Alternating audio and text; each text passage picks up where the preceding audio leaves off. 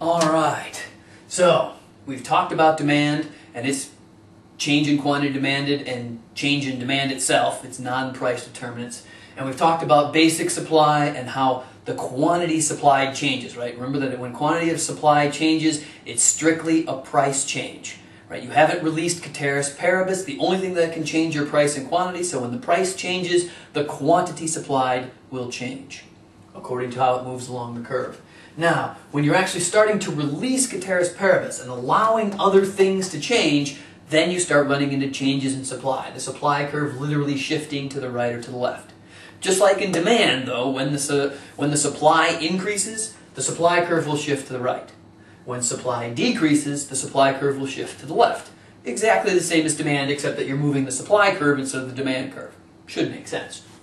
All right, so the four major non-price determinants of supply. The first one is the number of sellers, the number of people who are actually selling the good, right? So if you think about it, right, my example would be like corn, right? We grow a lot, there's a lot of corn that's actually grown in Canada. If the U.S. all of a sudden takes over Canada, there will be more sellers of corn in the United States. Supply will shift to the right, and here's our new supply curve. So when the sellers increase, the supply increases. And vice versa if the sellers decrease, right? So if all of a sudden, you know, Iowa seceded from the Union and wasn't a member of the United States anymore, when we looked at the supply of U.S. corn, it would actually shrink when the number of sellers is decreased. Now the next one, resource prices. What are resource prices? Well, it's the cost that a company has to pay to actually produce its good. Well, in the case of corn, think about it. What is a resource price? Well, it could be the cost of land. If the cost of land is going up, your resource prices are going up, what happens to supply? Well, if it costs farmers more to buy land, then they're going to have less money to grow corn, so their supply is actually going to decrease and shift to the left. This is one of those inverse relationships where if one price goes up, your actual supply goes down. And that should make sense though, right? Because if the resource prices are the costs to produce a particular good. And don't just get caught up on, say, land, right? Corn has lots of other things. If the price of seed corn goes up, if the price of, say, the wage of corn pickers goes up, those are all resource costs that a particular seller has to pay in order to produce his good. If those go up, supply decreases. Likewise, if they go down, right? So in other words, let's assume that there's a technological advancement that allows resource prices to be cheaper. Those would then force supply to increase, right? Those are, you know, sort of one and the same thing. The next one are taxes and subsidies. I like to look at taxes and subsidies because I like to ask people, how many times have you paid tax? Or say something like sales tax. Your answer should be almost never unless you run your own business. Now, what sellers do when it comes time to deal with taxes is that they take the sales tax that they have to pay, realize it's businesses, sellers, suppliers who pay sales tax. They're just really nice because every time they have to pay a sales tax to the government, they take that sales tax and tack it on to you, the buyer.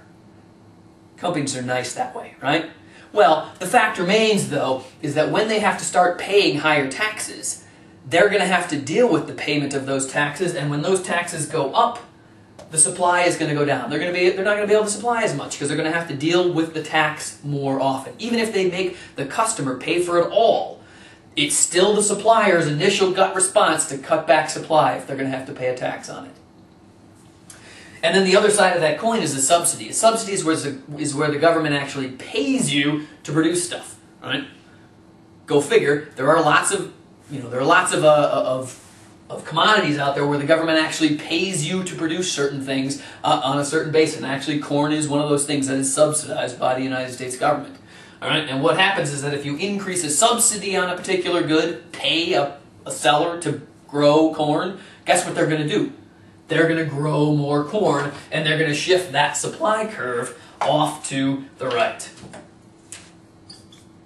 All right, now the last one that we're going to talk about is the price of other goods a firm could produce. And if you think about it from the corn perspective, what else could you grow? What other things could you grow other than corn? Say, soybeans. Those are the two that sort of go hand in hand. Well, if the price of soybeans goes up, what's going to happen to the supply of corn? Think about it, right? If you're the supplier, you're the seller. If the price of soybeans is going up, you're going to grow more soybeans because then you'll be able to sell something at a higher price. So the actual supply of corn will decrease. So if the price of another good goes up, you will actually supply less of the good that you're looking at. Okay, remember that the Ceteris Paribus has been released. We're allowing other things to change. So the price of soybeans, back when we had Ceteris Paribus, didn't matter. We didn't care about it. But here, we do. When the price of soybeans goes up and we could grow soybeans instead, we're going to start growing more soybeans, right? Makes sense. We'll make more money using them. So we'll supply less corn, and our corn supply curve will shift to the left. So there you got it. Changes in supply, or the non-price determinants of supply.